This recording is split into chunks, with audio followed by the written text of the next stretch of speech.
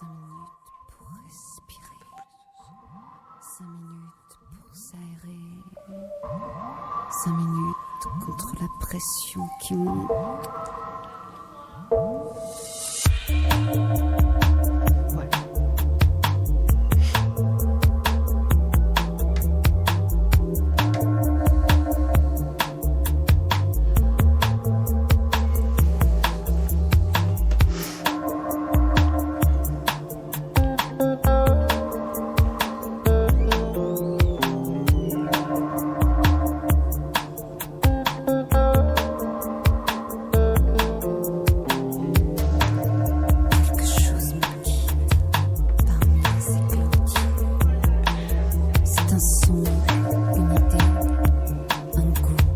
Chères auditrices, chers auditeurs, ravi de vous retrouver aujourd'hui. Comme vous le savez, je vous invite dans cette émission à élargir votre horizon et à la joie que procure une profonde respiration, à vous détendre, à vous étirer, et cela va même jusqu'à danser, puisque je vous propose régulièrement un morceau en fin d'émission pour vous déployer en mouvement, bref, à vous sentir libre. Et c'est pourquoi aujourd'hui, j'ai la joie de vous proposer un thème sur l'écriture et la liberté.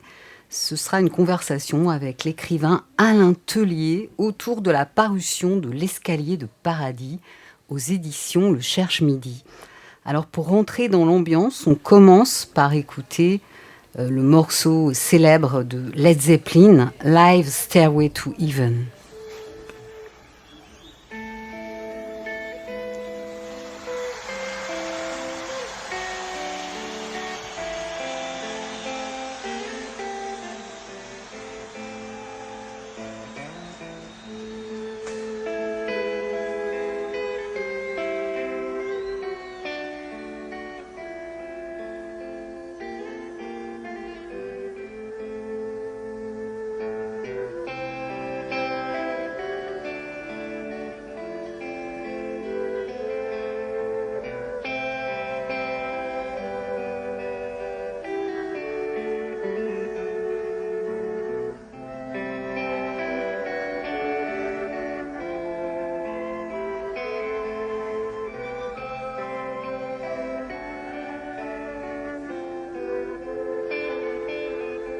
There's a lady who's sure all that glitters is gold, and she's buying the stairway to heaven.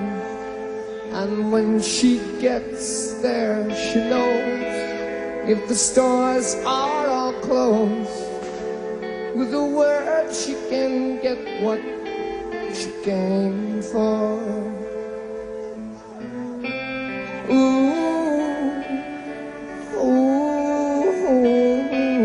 And she's buying a stairway to heaven. There's a sign on the wall, but she wants to be sure, 'cause you know sometimes words have two meanings. In a tree by the brook, there's a songbird that sings. Sometimes all of our thoughts are misgiven, and I think you can see that.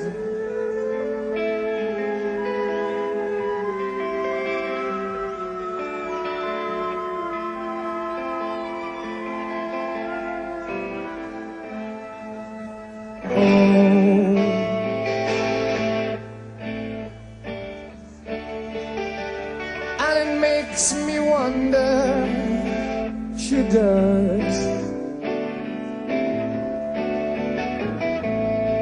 Oh, oh, oh, oh, oh, yes, sir.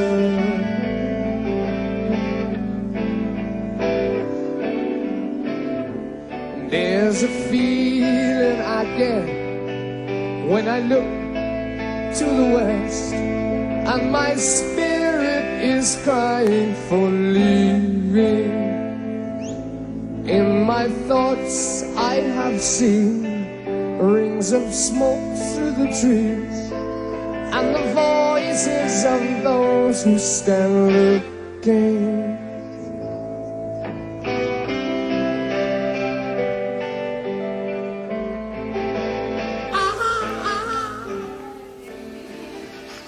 Bonjour Alain Tullier. Bonjour. Eh bien, il y a de l'ambiance aujourd'hui, il y a des jeunes derrière la porte. Bon, bref, on est en vie, c'est vivant.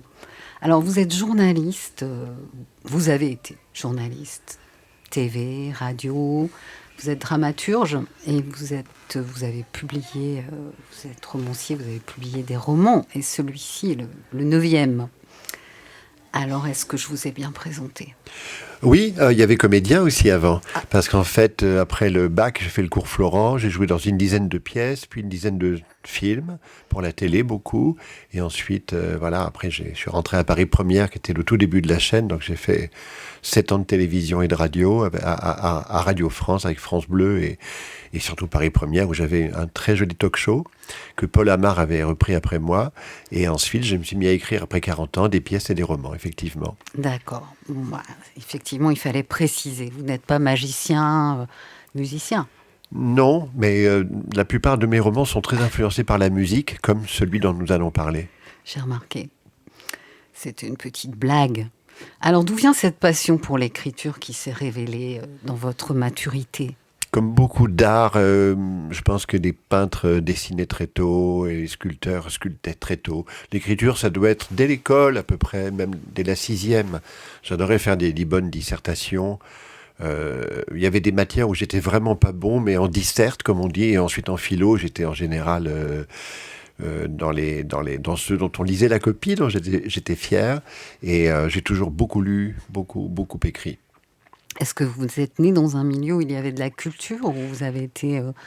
Je suis né dans un milieu de gens extrêmement respectueux de la liberté de l'autre, et j'ai eu la chance d'être souvent malade quand j'étais enfant, et donc je n'allais pas toujours à l'école, et ma mère m'a appris très tôt à lire, bien avant les autres, et quand je suis revenu à l'école en étant guéri, je savais lire le journal, mais très tôt. J'ai peur de dire une bêtise et d'exagérer, mais j'étais très en avance de plusieurs années sur tous les autres élèves, en lecture et en écriture. Et je sais qu'aujourd'hui, il y a des grands débats et il y a une grande lacune aujourd'hui culturelle, surtout dans l'écriture, l'orthographe, la syntaxe et la culture littéraire. Mais j'ai eu cette chance, donc je suis parti vraiment avec beaucoup d'années d'avance. Et donc, l'essentiel, c'est pas d'avoir des parents intellectuels, c'est d'avoir des parents qui vous apprennent, une morale, et deux, d'aller toujours au bout de ce qu'on fait. Ma mère m'a appris à lire et à écrire, et mon père m'a dit, quoi que tu fasses, fais-le bien. Mmh. Et ça suffit, vous savez. Super, bah oui, effectivement. C'est marrant, j'ai observé qu'il y a pas mal d'écrivains qui ont été malades dans leur enfance. Enfin, il y en a un certain Proust. Ouais. En fait, il y a eu Proust et Alain Tellier. C'est ça. Je plaisante pour ceux qui nous d'autres. écoutent. Ils vont se dire, ça y est, elle a reçu un mec qui passe pas la porte. C'est pour ça que je vous ai invité, parce que je sais que vous avez beaucoup d'humour et nous, on aime ça ici, dans Respiration. Alors avant de rentrer dans le vif du sujet, qui est ce dernier livre publié, moi j'aimerais qu'on parle un peu de cette thématique de la liberté. Par exemple, chez les chanteurs, Brel, qui est né dans un milieu très étriqué, vraiment pour lui, le fait d'écrire des chansons, ça a été une vraie libération. Alors est-ce que pour vous... l'écriture a été une voie de liberté. Oui, tout à fait. Et le théâtre, quand j'étais en première, j'ai fait du théâtre au lycée et j'ai commencé à aller au théâtre. Mes parents étaient partis en banlieue, ils étaient parisiens, je suis né à Paris, ils étaient à Paris. Mais ensuite, ils étaient partis en banlieue et il y avait près de leur maison, à Champigny-sur-Marne, un théâtre merveilleux qui était le théâtre Gérard Philippe, où il y avait un prof merveilleux qui s'appelait Jacques Bayon, qui ensuite a été administrateur de la Comédie Française. Et Bayon nous faisait des cours de comédia dell'arte, d'acteurs studio, de distanciation brechtienne. Donc dès l'âge de 16-17 ans, je prenais presque tous les soirs des cours de théâtre. Et c'était une liberté. J'étais très heureux avec ma famille, mais Encore une fois, ils m'ont laissé faire ce que je voulais. Et ça a été, oui, bien sûr, une autre porte. J'ai vu qu'il y avait une autre vie possible que la vie du travail. Mon père avait un travail merveilleux, mais très prenant. Et donc, je me suis dit que j'aimerais avoir une vie peut-être plus facile. En fait, c'était une erreur parce que la vie d'artiste n'est pas toujours facile. Elle a vraiment ses revers de fortune et ses merveilleuses fortunes. Mais je sentais qu'il y avait autre chose à voir sans doute que ce qu'on appelait dans les années 70-80 métro, boulot, dodo, même si je ne prends jamais le métro car je préfère faire du vélo ou de la moto. Je n'aime que les 2 roues, je n'aime pas les 4 roues. Parce que la liberté, c'est d'être à l'air libre. Vous savez comment les motards appellent les gens en voiture ? Des caisseux. Parce qu'ils sont enfermés dans une voiture. Et alors, c'est vrai, c'est marrant votre thème, parce qu'il me va très bien. Quand vous m'avez dit le thème, ce sera ça, Louis, ça me va très bien, parce que toute ma vie est axée sur la liberté. Ah, j'ai eu du flair, alors. Voilà. Et c'est pas toujours facile d'être libre. Ah non, c'est pas facile du tout. Non. Et donc là, vous m'avez répondu sur l'aspect... il y avait quand même le côté acting, dans cette liberté-là. Beaucoup. Moi, je vous demandais un peu plus précisément sur le fait d'écrire. C'est une évasion incroyable. Là, nous allons parler d'un roman qui se passe à San Francisco. L'écriture, de toute façon, vous fait voyager à l'intérieur de vous, que le livre se passe dans le 13e arrondissement où nous sommes, ou en Californie. Donc, déjà pour écrire, il faut du temps, il faut de la liberté. Je donne des cours à l'école des mots, qui est une école merveilleuse, rue Dante. J'ai la chance d'être l'un des professeurs de cette merveilleuse école. Les gens luttent contre le temps. Tous les participants que j'ai dans mes cours, dans mes sessions, luttent contre, parce qu'ils ont des enfants, des petits-enfants, des métiers, des machins, une maman malade. Et donc, en fait... je vois déjà que créer, c'est lutter contre le temps, parce que la liberté est un grand mot, mais il faut toujours, c'est toujours une lutte. D'ailleurs, Scott Fitzgerald, que j'adore, l'immense auteur de Tendre est la nuit, disait « Dès que j'écris un roman, on dirait que tout veut m'en empêcher ». Il y a toujours un problème, on a toujours un peu mal à la tête, on a toujours une facture qui vient d'arriver, on a parfois un gros chagrin d'amour, mais il faut écrire quand même. Et il faut faire avec. Donc la liberté, elle a été à la fois... de faire un métier, de pratiquer un art que je pratique quand je veux. Vous savez, ce qui me plaît avec la littérature, c'est qu'on fait ça où on veut, quand on veut. Il suffit d'avoir un cahier avec soi. J'ai toujours des carnets dans mon sac qui est là. Un ordi, c'est très léger de nos jours. Avant, on ne pouvait pas emmener sa machine à écrire partout. Et donc, je peux partir en voyage, ce que je fais très souvent. Je voyage beaucoup, j'adore ça. Et je vais écrire. Alors que si on est pianiste, on ne peut pas avoir son piano à queue partout, quoi. Et j'y vois un parallèle avec la méditation, voyez-vous, puisque quand on pratique l'assise avec son coussin, on est partout chez soi. Tout à fait. Et on est libre parce qu'il y a l'infini en nous, sans doute, bien sûr. Ah, oui, parce qu'il y a une forme de vide dans la méditation. On crée un vide en soi merveilleux où peuvent pénétrer des choses magiques, soudain. Là, le vide est indispensable. Il n'y aurait pas de musique sans silence. Absolument. Et la créativité vient de ce vide. Il ne faut pas avoir peur du vide, il ne faut pas avoir peur du rien. Beaucoup d'êtres humains ont peur du rien. Ils ont peur des silences quand ils sont à table, ils ont peur du rien dans leur vie. Et c'est parfois quand on ne cherche pas qu'on trouve. Il est prouvé scientifiquement que lorsque que le cerveau se relâche, qu'il trouve la meilleure idée pour son livre, un projet, ou même un projet d'entreprise. Et vous, Alain, quand vous créez, en fait, est-ce que ça vous vient justement dans des moments... est-ce que ça peut vous venir dans des moments où vous marchez, où vous promenez Alors c'est amusant ce que vous demandez, parce que justement, il m'est arrivé un truc merveilleux l'autre jour. C'est Cocteau qui disait « faut tirer parti de tous les accidents de la vie ». L'autre jour, j'allais faire vraiment du vélo loin. Je voulais partir à Saint-Germain-en-Laye, vous voyez, faire du sport et aller-retour de Paris. Bon, c'est pas loin, c'est pas le Tour de France, mais bon.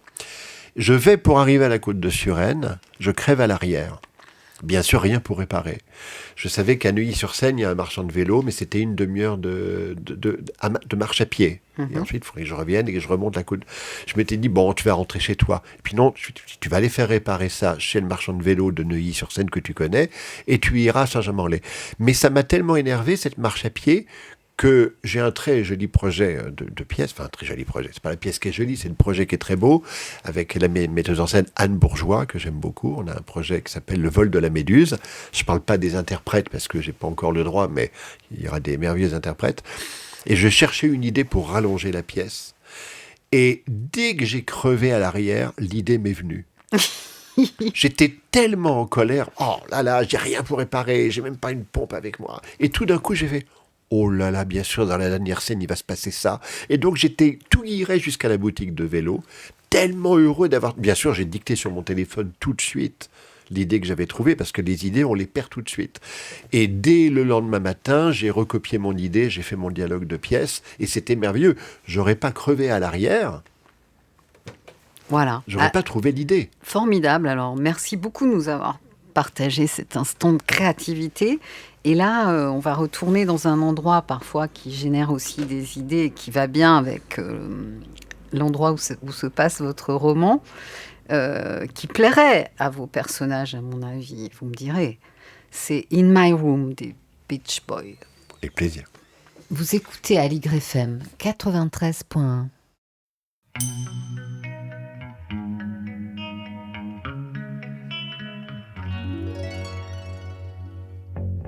There's a world where I can go and tell my secrets to.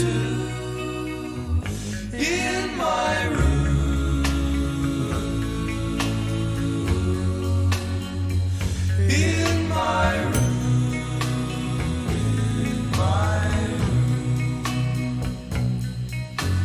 In this world I lock out all my worries and my fears. In my room,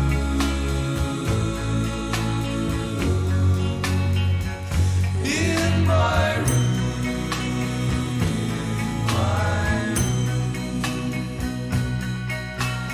Do my dreaming and my scheming, lie awake and pray. Do my crying and my sighing, laugh at yesterday. Now it's dark and I'm alone, but I won't be afraid. In my room,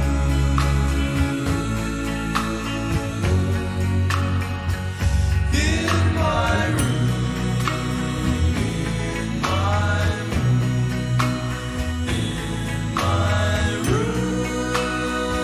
in my room, in my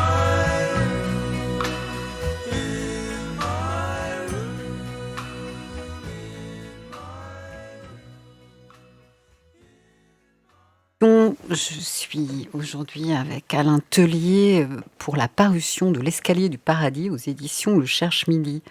Alors nous venons d'écouter, non nous ne venons pas parce que c'était le morceau précédent, nous avons écouté en morceau d'ouverture le morceau qui a donné le titre au roman. Quel lien cela a-t-il avec votre roman? Il y en a un évidemment. Oui, alors bien sûr, donc L'Escalier du Paradis, c'est Stairway to Heaven de Led Zeppelin, parce que ça se passe à San Francisco de nos jours, mais les personnages sont surtout les deux personnages. Il y a un couple et un personnage féminin. Il y a surtout Angie et Lucas, et le personnage de la narratrice, dans la peau de laquelle je me suis mis, j'adore me mettre dans la peau d'une femme, qui est Alicia. Ils vont lui faire connaître dès le début Led Zepp, Robert Plant, Jimmy Page, John Paul Jones, Robert Bonham, le groupe Led Zeppelin, et elle va découvrir ce morceau Stairway to Heaven qu'elle va tout de suite adorer. Elle y connaît rien en rock. Alicia, c'était une petite banquière de New York qui est venue à San Francisco parce qu'elle a une copine là, et puis elle pour guérir un peu un chagrin d'amour, et elle va rencontrer dans une soirée ce couple étonnant que forment Angie et Lucas, qu'elle va trouver merveilleusement plus rock'n'roll et plus marrant qu'elle. Elle est un peu, bon voilà, elle connaît pas bien le rock et elle a jamais fumé de pétard de sa vie, enfin tout à coup elle va faire tout ça. Et elle va s'apercevoir dans le roman, je ne dévoile rien, mais dès le début, elle va se dire « C'est bizarre parce que les paroles de cette chanson, écrite d'ailleurs par Robert Plant, c'est composé par John Paul Jones et Jimmy Page, les paroles sont de Plant. En fait, un soir, Page et Jones ont commencé à composer cette musique, ils l'ont écrit pendant toute la nuit, ils n'ont pas dormi, et au matin, Plant les a réunis, les a rejoints chez eux, ou en studio, je ne sais plus trop où, et ils lui ont dit, ils lui ont fait écouter ça, et il a mis les paroles tout de suite dessus. En 2 jours, Stairway to Heaven était bouclé. Et elle s'aperçoit que les paroles de la chanson, qui sont assez magiques, hein, assez surréalistes, assez magiques, racontent plus ou moins la vie qu'elle a à San Francisco avec eux, qu'il y a une correspondance magique et incroyable entre cette chanson et sa vie. Donc évidemment, il y a un sens évident et que j'ai adoré. Et puis ça va très bien avec San Francisco. D'abord, ils ont eu là-bas un concert incroyable. En 69, au Fillmore, ils ont donné un de leurs plus grands concerts. Et lorsque je suis allé il y a 1 an à San Francisco, je suis bien sûr allé au Fillmore et je touchais les murs comme on touche peut-être le Saint-Hubert quand on est très croyant. Mhm. Alors pour vous, c'est courant, Alain, d'avoir un lien comme ça avec la musique dans vos ouvrages? Ah, très souvent. D'abord, j'ai écrit une pièce qu'a jouée Delphine Depardieu il y a plusieurs années qui s'appelait Le dernier baiser de Mozart, où je racontais la véritable histoire du Requiem de Mozart, comment le Requiem a eu lieu et est vraiment né après la mort de Mozart, grâce à un élève de Mozart que Constance a encouragé à finir. Donc là, évidemment, la musique avait une importance incroyable. Dans mon dernier roman qui s'appelait Stella Finzi, c'est un air de Vivaldi qui est vraiment extrêmement récurrent dans le roman. Streleza son disposata, je crois que c'était de mémoire. Et là, c'est Stairway to Heaven, et je viens de finir un roman, là, que j'ai écrit très rapidement, qui s'appelle Je reviendrai à Scarborough, dans lequel c'est Scarborough Fair, une vieille comptine irlandaise, chantée entre autres par Simon et Garfunkel, et aussi par Marianne Faithfull, et aussi par Sarah Brightman, enfin par plein de gens, qui va être... même la regrettée Nicole Croisille, elle avait chanté cette chanson, mais en français bien sûr. Donc la musique compte énormément pour moi, j'en écoute toute la journée, dans mon sac là j'ai un casque, j'ai un très bon casque audio, et j'en écoute sans arrêt. D'accord. Et est-ce que c'est elle qui vous a donné l'idée de ce thriller psychologique? L'idée, on ne se souvient jamais d'où elle vient. Ce que je sais, c'est qu'ensuite la musique m'encourage, parce que vous savez, je crois que vous écrivez également, Louise, ce qui est dur, c'est de se remettre ses pas dans les pas de la veille.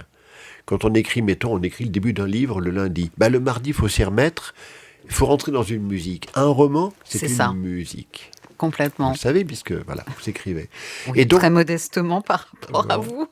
Et la musique, elle-même, me remet dans les pas de la veille et me remet dans la musique du roman. C'est pour ça que chaque roman a sa musique. Il suffit que j'écoute au casque ou chez moi ou n'importe comment la même musique presque tout le temps. Mais alors ça devient lancinant. Si quelqu'un était à côté de moi, il deviendrait dingue. Hein. Il me dira arrête d'écouter la même chose. Mais en fait, ça devient obsessionnel, mais ça me remet dans les pas de la veille pour garder, parce que c'est un marathon d'écrire. Même si on écrit en 1 mois un roman, 4 semaines à ne faire qu'écrire, ça peut être long. Et surtout, on peut perdre le fil. C'est très intéressant, cette relation entre la musique et les mots. Je vous partage juste une petite chose comme ça de mon expérience de chanteuse, mais récemment, je me suis rendu compte qu'en fait, il y avait vraiment un tempo de l'émotion, de même qu'une tonalité. Vous savez, souvent, les jeunes chanteurs, ils veulent chanter des chansons de chanteurs qu'ils aiment beaucoup, qu'ils admirent, et ils veulent le faire dans la tonalité. Ça peut pas aller. Et bien sûr, faut changer. C'est en fait l'instrument est différent, et cet instrument il est en lien avec nos émotions. Donc Dieu sait que c'est un instrument très très subtil, et donc il y a vraiment le tempo juste et la tonalité de l'émotion. Beaucoup de choses sont une question de rythme. Même la peinture, il y a du rythme dans la peinture. C'est vrai, vous avez tout à fait raison. Alors qu'est-ce que vous aviez envie d'explorer avec cette histoire ? J'avais envie d'explorer l'amour, parce que j'ai toujours exploré l'amour, que ce soit dans Mozart, effectivement, ou dans Stella Finzi, ou dans mon premier roman qui s'appelait Bleu profond. C'est toujours une forme d'amour. Là, ça va être un amour total, extrêmement physique d'ailleurs, et une passion inattendue pour cette femme, parce qu'elle vivait des relations normales qui ne se passaient pas toujours bien. Mais là, Alicia va être amoureuse de 2 personnes. pour des raisons très différentes. Donc elle est perdue. Elle s'aperçoit que dans ce couple, elle tombe amoureuse du mec, qui est un compositeur en devenir, qui bosse en attendant dans une boutique vintage comme vendeur dans une boutique de San Francisco, mais qui écrit des musiques électroniques magnifiques. Et d'ailleurs, ça va marcher pour lui, on va le voir. Et Angie, sa compagne, qui fait pas grand-chose, mais qui est très cultivée, très drôle et d'une beauté fracassante. Donc elle va à la fois désirer et aimer les deux, avec toutes les conséquences que ça peut avoir, mais surtout, le caractère de l'un puis de l'autre vont se révéler d'une grande perversion. Oui, ça, on va le découvrir à la fin, ou pas. Et de plus en plus. Donc évidemment, c'est aussi une histoire d'emprise. Alors, c'est pas un livre à la mode, hein. Je ne vais pas en faire un livre de plus sur l'emprise, mais je l'ai vécu, l'emprise, moi aussi, j'ai connu ça. J'espère ne pas l'avoir fait subir, mais en tout cas, c'est pas mon caractère, donc... Vous rencontrerez, à mon avis, personne dans Paris ou ailleurs qui va vous dire « Alain m'a fait subir une emprise ». Je serais plutôt dans la fuite que dans l'emprise, vous voyez. Donc, on m'a plutôt reproché d'être fuyant que emprisonnant. Mais elle va vraiment, oui, subir quelque chose de merveilleusement étouffant, dont elle pourrait sortir, mais que je crois que quand on est sous emprise, on préfère encore y rester. Alors, je ne dis pas comment ça finit, mais bien sûr, et puis c'est aussi un roman, bien sûr... il y a un petit côté sexe, drogue et rock'n'roll. Il y a un peu d'érotisme. Je conseille le chapitre 20 pour ceux qui sont très portés là-dessus. Il n'y a que 2 pages, mais je me suis bien défoncé pour les écrire, ces 2-là. Et bien sûr, il y a beaucoup de sensualité. Et surtout, c'est une grande visite de San Francisco et des environs. Ils vont même à Monterey, où avait lieu autrefois, à l'époque de Woodstock, un immense festival de musique et de rock. Donc voilà, c'est un roman à la fois sensuel, dépaysant et rock. Ouais, tout à fait. Alors, on va réfléchir à tout ça en écoutant quelque chose que je vais peut-être vous faire découvrir, puisque vous êtes un amateur de musique. Alors là, c'est plus contemporain. C'est We Can't Be Friends, Dream Koala. Vous écoutez Allegre FM 93.1.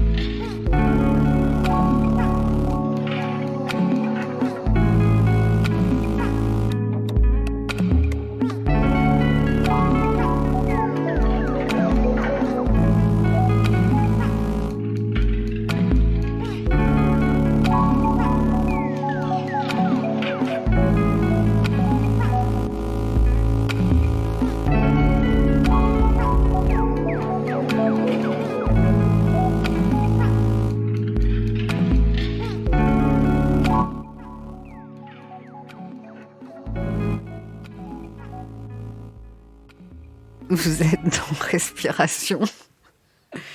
Je ris parce que je ne m'entendais pas. Alors aujourd'hui, je suis avec Alain Tellier et pour parler de son dernier roman, L'escalier du paradis.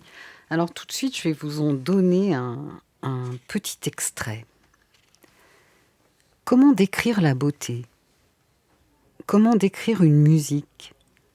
Je me souviens de violons lointains, de chemins pris et délaissés, d'unissons et d'envolées. Je me souviens de chœurs venant les recouvrir et d'accalmie, puis d'un orchestre entier nous soulevant au-dessus de tout. C'était parfois un concerto classique, tout à coup un élan violent de modernité. Angie et moi étions très émus lorsque Lucas se retourna vers nous. J'eus envie de le serrer dans mes bras. Angie m'avait bien sûr devancé. Sans que j'en comprenne la raison, elle parut m'ignorer le reste de la soirée. Je me dis que la musique avait dû la plonger dans un état second dont elle peinait à sortir. Elle ne répondit pas à mon salut quand je partis. Merci. C'est le moment où Alicia va entendre pour la première fois la musique de Lucas. Et évidemment, déjà, elle le trouvait très beau, très brillant. Mais je crois que quand quelqu'un a du talent, ça renforce un peu le désir et l'amour. Donc elle se dit, bon, il compose, mais voilà, il compose ça. Et donc ça veut dire qu'il a ça en lui. Quand on compose, quand on écrit, quand on peint, quand on sculpte, quand on a la chance d'interpréter même un morceau ou autre, on montre aux gens qu'on a ça en nous. Et l'artiste a cette chance incroyable de pouvoir montrer aux autres, aux gens à ses amis, aux gens qu'il aime, mais aussi à plein de gens inconnus, des choses qu'il a dans les tripes, dans le cœur, dans le cerveau, alors que pour la plupart, pour le commun des mortels, c'est pas facile parce qu'on rêve toujours de s'exprimer. Et c'est une grande chance de pouvoir dire aux gens, regardez, je ne suis pas que ce que vous voyez, j'ai tout ça en moi. C'est un privilège incroyable. C'est ça le grand privilège de l'artiste. C'est ça. Et donc tout à l'heure, vous disiez que vous aviez l'habitude d'adopter le jeu avec des personnages féminins. Qu'est-ce qui se passe là ? J'adore ça. Puis même quand c'est pas le jeu féminin, les personnages de femmes sont très importants. Je crois que mon premier roman ça s'appelait Bleu profond, c'est une femme qui parlait, elle s'appelait Olésia. Le dernier, c'est Alicia qui parle. Et l'avant-dernier, Stella Finzi, c'était l'homme qui parlait, mais Stella, c'était le personnage principal. Peut-être parce que la femme est l'avenir de l'homme, parce que les femmes m'inspirent plus que les hommes. Parce que peut-être c'est l'inconnu. Peut-être si j'étais une femme, les hommes m'inspireraient davantage. D'ailleurs, Françoise Sagan a été très inspirée par les personnages masculins. Donc, et puis je me souviens de Flaubert disant « Madame Bovary, c'est moi ». Donc peut-être qu'Alicia, c'est moi, et puis toutes, c'est moi. Je crois que c'est parce qu'on peut imaginer encore plus de choses quand on ne les connaît pas. Donc je pense qu'être une femme est une chose que j'ignore profondément, que je ne connaîtrai jamais. Oui, mais vous avez une part féminine. Énorme, oui, moi je suis pratiquement femme. Oui, c'est vrai, en plus, voilà, j'ai une sexualité hétérosexuelle, mais je me comporte à peu près comme une femme. Je sais pas, ça veut rien dire se comporter comme une femme. Mais la plupart des discussions d'hommes ne m'intéressent pas. J'ai jamais eu de groupe de copains. Je regarde pas les matchs de foot avec des copains. Je parle pas de femmes avec les copains parce que j'aime pas comment la plupart des hommes parlent des femmes. La plupart des choses que les mecs font entre eux, ça m'intéresse pas et ça ne m'a jamais intéressé d'ailleurs. J'ai jamais été un bon copain pour les copains. Je pense que je peux être un ami pour certains, mais mes amis sont très féminins. Oui, voilà, vous devez être un bon copain pour les copines. Non, d'abord, je suis une bonne copine pour mes copines et un bon copain pour mes copains très féminins. Ouais, d'accord, c'est chouette. Alors, vous l'avez évoqué, mais pas notre rencontre, mais donc on s'est rencontrés durant une conférence à l'école des mots, à laquelle j'assistais, et dont le thème m'avait intéressé, l'écriture en immersion. Donc, il évoquait pour moi des écrivains voyageurs comme Nicolas Bouvier. Et j'ai adoré votre approche, puisque vous allez nous raconter comment vous avez écrit ce roman qui se passe très loin. Oui, oui, c'était amusant parce que je raconte. J'ai écrit beaucoup de romans qui se passent dans des endroits où je suis allé, mais certains romans où je ne suis jamais allé. Stella Finzi se passait à Rome. Je connaissais assez bien Rome, mais c'est pas pour ça que le roman était bon ou pas bon. L'essentiel, c'est ce qui arrive. Le lieu, c'est un décor. Il ne faut pas que le décor devienne trop important, sinon on fait un guide du routard ou du Petit Futé ou un guide Michelin pour faire de la pub pour tout le monde. Et par exemple, l'escalier du paradis, c'est un très bon exemple, parce que je l'ai écrit d'abord il y a 3 ans à Nice. Il se passait à Nice. Bon, il était pas mal. Mais Au départ, il se passait à il se Nice. passait à Nice au début. Ah, Mais d'accord. il montait pas assez haut, il n'y avait pas assez d'emprise, il était assez plat. L'été suivant, entre-temps, j'ai des pièces qui se sont montées à Paris, j'étais très occupé, j'avais 2 pièces au Théâtre Montparnasse. Bon. 1 an après, je me dis, oh là, il y a un truc qui va pas, je vais essayer de le rendre plus exotique, j'aimerais le déplacer à l'étranger. Mais où? Et je regarde sur la carte et je me dis, tiens, San Francisco, j'adore plein de films qui se passent là-bas, dont Bullitt avec Steve McQueen, plein de films. Bien sûr, l'inspecteur Harry de Clint Eastwood, enfin toute la série des Harry. Et puis bon, voilà, c'est une ville qui fait rêver. Et uniquement avec Internet, je me suis énormément documenté, bien sûr, mais de nos jours, avec Google Maps, Google Street, on sait de quelle couleur est une boutique ou de quelle couleur est le restaurant. On sait sur le site du restaurant ce qu'on image et combien de dollars coûte la salade César. C'est dingue, en fait. Bon. Donc, j'ai transformé le roman. Ensuite, lorsque j'ai eu fini, j'ai dit, il faudrait quand même que tu ailles en Californie un de ces jours. Entre-temps, j'ai rencontré mon éditrice, Emmanuelle de la Comté, au Cherche Midi. C'est une nouvelle Emmanuelle éditrice, alors. Duguin de la Comté. Ça fait un petit moment qu'elle est au Cherche Midi. Hein, Non, mais pas- pour vous, c'est un nouveau... C'est une nouvelle éditrice parce que la précédente était Jessica Nelson, que j'adore, mais qui n'est plus... voilà, qui est toujours éditrice, mais c'était une apporteuse de projets. Qui m'avait amené chez Robert Laffont, et cette fois, j'avais envie de travailler peut-être au Cherche Midi, mais c'est le même groupe. Hein.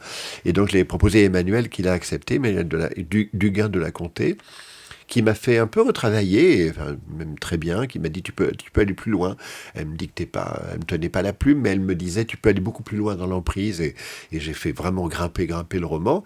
Ensuite, je suis allé à San Francisco pour mon anniversaire il y a 1 an, et j'y ai passé 3 semaines, et où j'ai revu un peu mes décors, mais j'ai pas changé énormément de choses. C'est ça qui est magique et merveilleux. J'ai rajouté 2-3 trucs. Par exemple, que les personnages jouent au frisbee sur la plage. Parce que je suis allé à Ocean Beach, à l'ouest de la ville, et que j'ai vu les gens jouer au frisbee.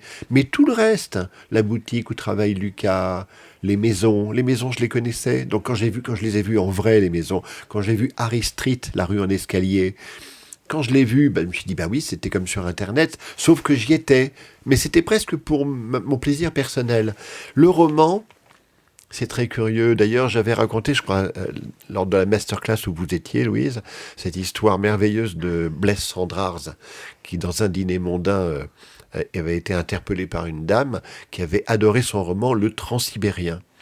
Et elle lui a dit, vous l'avez pris quand ? Le Transsibérien. Il lui avait dit jamais. Comment vous l'avez pas pris? Vous avez écrit un livre qui se passe dans le Transsibérien. Il avait dit non, je ne l'ai pas pris, mais l'essentiel c'est que je vous l'ai fait prendre. Vous c'est l'avez vrai. pris grâce à moi. Donc en fait, qu'on connaisse un pays par cœur, c'est pas le problème. Ce qu'il faut, c'est que les personnages soient crédibles, qu'on croie à l'action et que le décor reste un décor. Et voilà l'histoire. Ce que j'ai trouvé assez intéressant, c'est cette histoire de travailler avec Internet, quoi. Ça, c'est vraiment quelque chose de nouveau. C'est nouveau, mais je le fais depuis qu'Internet existe. Pour toute chose, pour un détail, par exemple, mon premier personnage, c'était les tout débuts d'Internet, mais mon premier personnage de mon premier roman était une plongeuse. Elle faisait du plongeon acrobatique, enfin du plongeon professionnel. J'y connaissais rien en plongeon. J'ai trouvé tous les termes sur le plongeon sur Internet. J'ai écrit un roman qui s'appelle L'Ange de Dalkey Island, qui se passe en Irlande. Je suis jamais allé à Dublin de ma vie. Donc, quand on veut se documenter sur la musique, sur un métier qu'on ne connaît pas, etc., Internet est c'est un gain de temps incroyable. Je ne me sers pas de l'intelligence artificielle. Je préfère pour l'instant mon intelligence naturelle, si tant est que j'en ai 1 gramme. Mais je me sers beaucoup d'Internet. Mais ça serait un crime de ne pas le faire. Ça évite d'aller en bibliothèque pendant des jours entiers. C'est la même chose. Ouais, mais c'est assez singulier par rapport à Balzac. Oui, voilà, c'est ça. Bien sûr. Mais je crois que Balzac se servirait d'Internet. Il le ferait. Et Flaubert aussi, et Stendhal aussi. Certainement, certainement. Alors, c'est le moment pour moi de vous faire découvrir une dernière nouveauté musicale.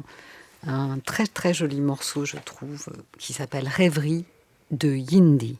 Vous écoutez Aligre FM 93.1.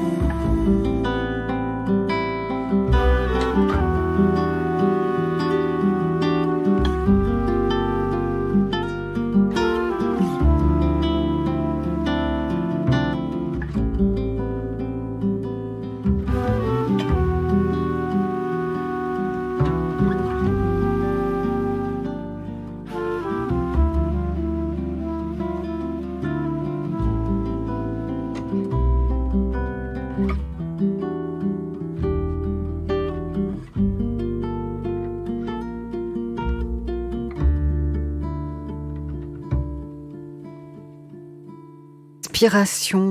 je suis toujours aujourd'hui avec Alain Tellier dans une conversation autour de la parution de L'Escalier du Paradis, son dernier roman aux éditions du Cherche Midi que je vous invite chaleureusement à lire. Alors Alain, quelle est votre actualité ? Mon actualité, c'est ce roman. Et puis j'en ai écrit donc un autre, mais alors il m'est arrivé une histoire. Là, ce roman, c'était presque 3 ans de travail. Alors que le prochain, qui s'appelle « Je reviendrai à Scarborough », je l'ai écrit en 4 semaines. Donc en fait, les histoires se suivent et ne se ressemblent pas.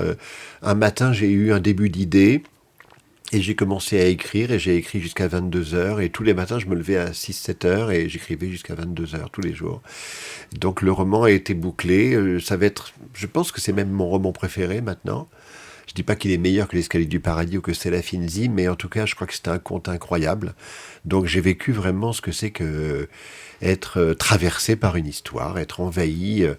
On n'a pas faim, on n'a pas soif, on a à peine sommeil, c'est dingue. C'était la première fois que vous viviez une À ce expérience point, comme oui. ça ? Mais c'est un peu comme quand on est amoureux. Quand on écrit comme ça, c'est un peu, vous savez, quand on dit vivre d'amour et d'eau fraîche, quand on tombe follement amoureux de quelqu'un, on n'a pas faim, on dort pas, enfin bon. Et bien le roman, c'est pareil, c'est une histoire d'amour avec soi-même, c'est ça qui est merveilleux. Après, on va revenir à l'actualité, mais j'adore Simone Veil, pas la Simone Veil qui a été ministre, que je respecte et que j'apprécie, que j'admire énormément, mais la Simone Veil avec un W qui a écrit La pesanteur et la grâce, qui était une femme qui est morte à la Libération et qui était une femme de confession juive qui était devenue catholique. Philosophe peut-être ? Philosophe aussi, Ouais, bien sûr, c'est ça, hein. qui a travaillé beaucoup sur le monde ouvrier, etc. Et dans La pesanteur et la grâce, ce sont des citations d'elle, merveilleuses, c'est des petits aphorismes. Et elle dit, la misère humaine, notre misère profonde, c'est de ne pas vraiment pouvoir nous aimer nous-mêmes. C'est très difficile. À notre époque de développement personnel, etc., il faut s'aimer soi-même. Mais c'est pas possible de s'aimer soi-même, ça ne veut rien dire. Donc notre misère, c'est de devoir aimer quelqu'un d'autre. Nous sommes condamnés à aimer quelqu'un d'autre. Mais aimer quelqu'un d'autre, c'est très dangereux, parce que s'il ne nous aime pas autant et qu'il nous fait des misères, on est extrêmement malheureux. Donc j'ai trouvé que cette phrase était... de toute façon, tout ce livre, La pesanteur et la grâce, que je conseille à vos auditeurs, est un chef-d'œuvre implacable. Cette phrase-là m'a fait apparaître ça.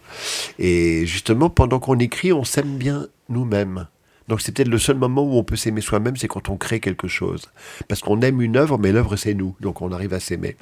Et il y avait d'ailleurs une autre phrase, un autre aphorisme absolument sublime dans La pesanteur et la grâce, c'était ce n'est pas parce que Dieu vous aime que vous devez l'aimer, c'est parce que Dieu vous aime que vous devez vous aimer. Très joli. Sublime. Voilà. Mais c'est tout à l'avenant chez elle. Hein. Mais vous ne pensez pas que pour vivre une bonne relation amoureuse, une belle relation amoureuse, il est important de s'aimer soi-même ? En tout cas, de savoir à peu près qui on est. Parce que s'aimer soi-même, c'est dur. Mais savoir un peu être un peu construit, avoir été construit par sa famille, avoir fait un travail sur soi. Si on débarque avec tous nos ennuis d'abandon de l'enfance, de peur de ceci, de rancœur de cela, on va le faire payer à l'autre. Donc effectivement, s'aimer, c'est déjà... La preuve de l'amour qu'on a pour nous-mêmes, c'est peut-être d'avoir fait une analyse ou d'avoir eu des thérapeutes, d'avoir fait de la méditation comme vous le faites. En tout cas, de faire un travail qui fait qu'on est apte à échanger profondément avec quelqu'un. Parce que c'est ça l'amour, c'est échanger profondément avec quelqu'un. Avoir un échange plus profond que dans l'amitié ou dans le boulot. Avec sincérité. Disons que oui, si on n'est pas sincère, c'est qu'on est avec quelqu'un pour son argent. Alors c'est une autre paire de manches. Mais malheureusement, à mon âge, il est un peu tard pour que je sois gigolo, parce qu'à mon âge, il faudrait qu'elle ait 105 ans à peu près. Ah, d'accord. Et voilà, donc en fait, alors voilà pour les petites citations littéraires. Et puis, donc voilà pour l'actualité romanesque. Et au niveau théâtre, j'ai eu la chance d'avoir 2 pièces qui se sont enchaînées, qui étaient Le manteau de Janis avec Alison Paradis et Le mystère Sonny avec Patrick Chenet. Et là, j'ai écrit 6 nouvelles pièces. Donc, il y en a une en projet. Alors, aucune, je ne sais encore où ce sera exactement.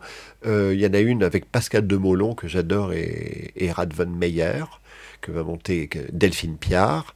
Et j'en ai une autre en projet avec Jean-Pierre Bouvier et Gaël Biodano. Et une autre que va monter Anne Bourgeois, mais il y a dedans une grande vedette, donc je ne peux pas la citer parce que je ne voudrais pas la mettre en défaut ou choquer son agent. Mais nous avons fait une lecture ensemble et c'était absolument divin. C'était vraiment un moment très fort, une pièce qui va s'appeler Le vol de la Méduse. Donc voilà, et puis il y en a 2 autres pièces, mais qui ne sont pas encore distribuées. Donc c'est le moment où voilà, on rencontre les acteurs, les producteurs, on fait des lectures devant les directeurs de théâtre.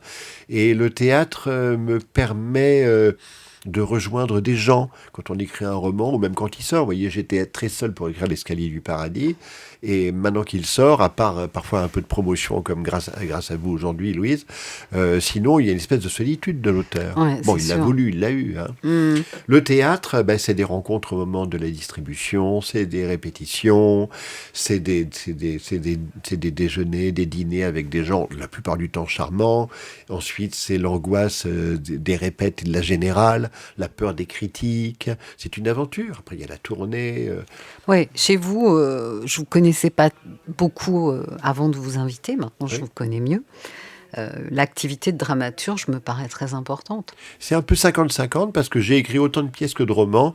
Il y a eu moins de pièces montées que de romans publiés. Là, c'est le 9e roman et j'en ai écrit 10 maintenant. Et les pièces, j'ai dû en écrire en une dizaine et 4 ont été montées, donc c'est un peu 50-50. Mais c'est beaucoup plus long de faire monter une pièce que de publier un roman. Enfin, en tout cas pour moi, pour mon rythme. D'accord. Et puisque le thème était la liberté et l'écriture, est-ce que vous auriez vu que vous transmettez aussi à la fameuse école des mots, est-ce que vous auriez des pistes ou des conseils à donner aux éditeurs pour éprouver cette liberté de la joie d'écrire? Aux auteurs, vous voulez dire?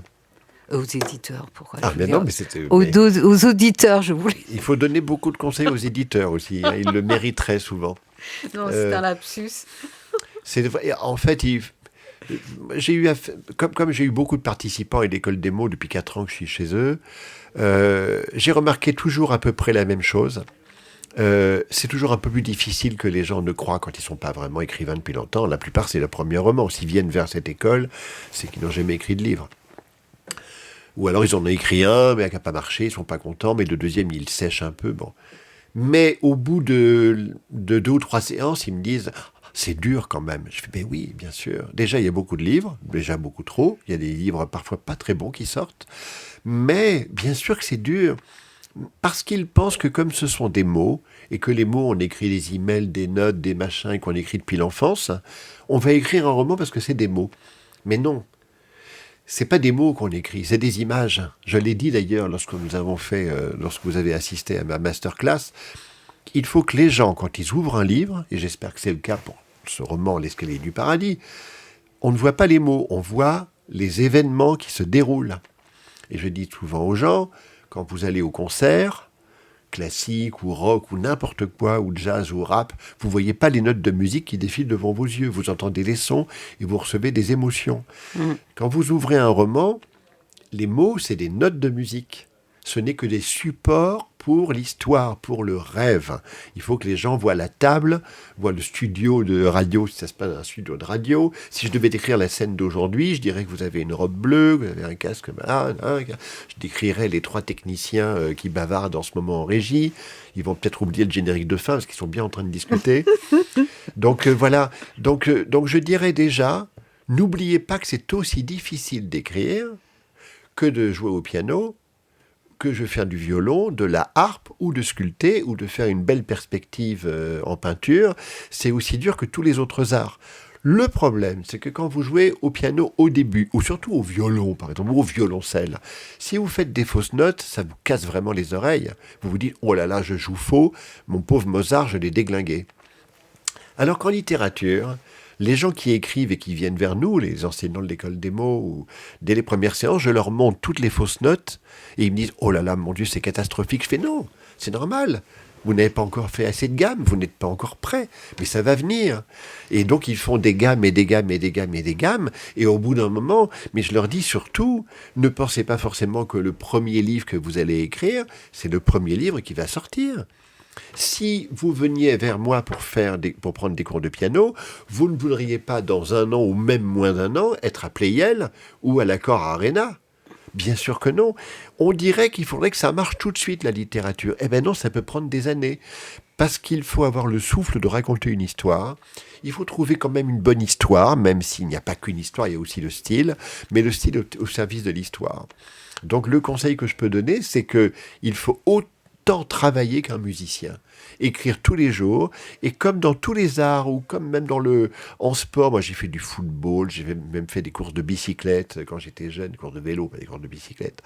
Et en fait, on bosse, et tout d'un coup on a un déclic.